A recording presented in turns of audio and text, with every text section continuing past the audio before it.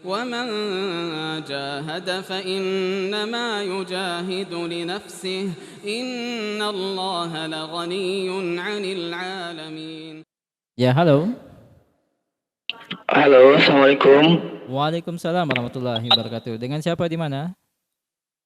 Dengan Rahmat Ustadz di Dayat. Baik, barakallahu fiik Pak Rahmat. Silahkan pertanyaannya. Iya, Ustadz mau tanya ini soal Id Ustadz. Apakah ada sunnah-sunnah Nabi Ustadz yang baik untuk dilakukan ketika itu Ustadz? Misalnya kayak mandinya itu Ustadz, mandi besarkah atau bagaimana? Karena saya juga pernah dengar Ustadz itu katanya kalau mau ke lapangan Ustadz perginya itu lewat jalur lain dan pulangnya juga lewat jalur lain. Apakah itu betul Ustadz? Baik. Dan adakah sholat sunnah Ustadz sebelum sholat Id? Misalnya kita sampai lapangan Ustadz sholat sunnah atau bagaimana itu Ustadz? Iya, mohon penjelasannya dia Ustadz. Baik, terima kasih Barakallahu fiik. Pak Rahmat. Barakallahu fiik. Jadi untuk sholat Id dari sunnahnya, yang pertama seorang itu dari rumahnya dia berpakaian dengan pakaiannya yang paling bagus. Karena hari Id itu adalah hari menampakkan kegembiraan. Hari menampakkan kegembiraan. Karena itu ada syariat zakat fitri diberi kepada orang yang tidak punya supaya mereka bergembira di hari Id. Maka yang punya pakaian bagus dia pakai untuk sholat Id. Dia tampakkan kegembiraannya. Kemudian yang kedua, disunnahkan bagi siapa yang ingin pergi sholat Id, dia mandi dahulu. Mandinya sama dengan mandi besar. Sama dengan mandi besar. Sebagaimana hari Jumat, seorang mandi besar seperti mandi besar juga bentuknya. Karena menghadiri posisi-posisi perkumpulan banyak orang dan hari raya, itu memang hendaknya dihadiri di kondisi yang paling bagusnya. Salah satunya dalam kondisi dia sudah mandi. Dan itu datang dalam sebagian riwayat lemah, tapi ada athar dari para sahabat saling menguatkan. Dan itu bisa menjadi hadits yang kuat, menjadi dasar pijakan di dalam hal itu. Kemudian yang ketiga, sebelum keluar dari rumah, disunnahkan untuk makan dahulu. Makan dahulu. Dan disunnahkan memakan beberapa butir korma. Kalau dia punya rutop, dia makan rutop. Kalau tidak rutop, maka dia makan beberapa butir korma. Kalau tidak ada korma, dia meminum beberapa teguk air. Atau kalau dia tidak memiliki dari korma dan korma basah maupun korma kering, ya, dan di kebanyakan masyarakat ada makanan-makanan lain yang biasanya sudah disiapkan, songkolo, ketupat, dan semisal dengannya, itu nggak ada masalah. Dia makan dahulu sedikit. Setelah itu dia keluar untuk pergi sholat Idul Fitri. Ini khusus untuk Idul Fitri seperti itu. Kalau Idul Adha kebalikannya.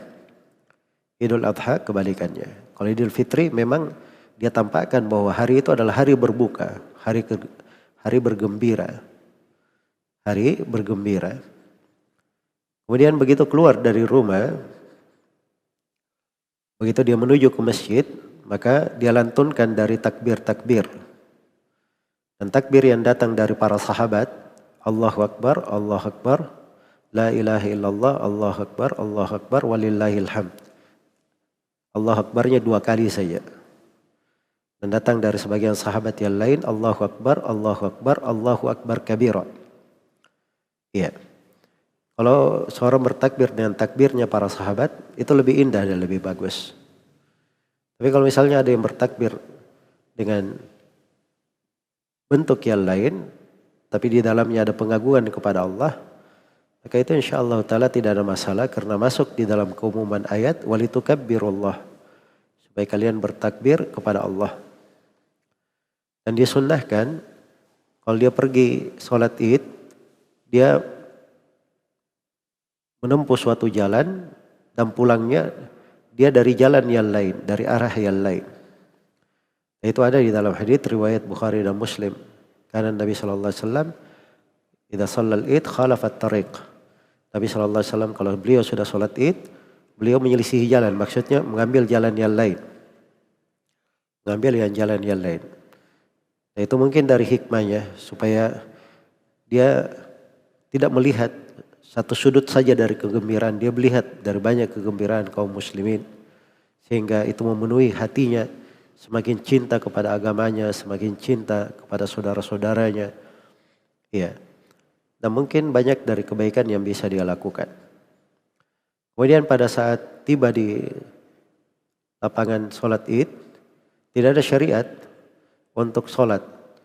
Karena Nabi tidak ada sholat sunnah sebelumnya, tidak ada sholat sunnah setelahnya. Ini kalau sholat idnya dilakukan di lapangan, dan itu sunnahnya.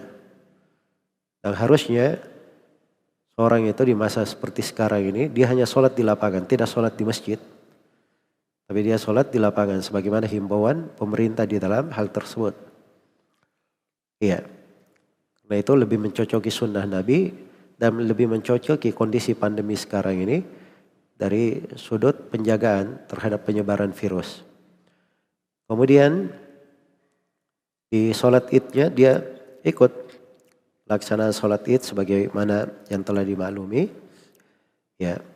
Dan takbirnya itu terputus nanti begitu imam sudah berdiri untuk sholat. Setelah dia pulang dari situ, maka takbir sudah selesai, tidak ada lagi takbir. Dia pulang ke rumahnya dari jalur yang lain. Semoga Allah Subhanahu wa taala memberi taufik pada semuanya. Nah, Ustaz, jazakallah khair, barakallahu fiik.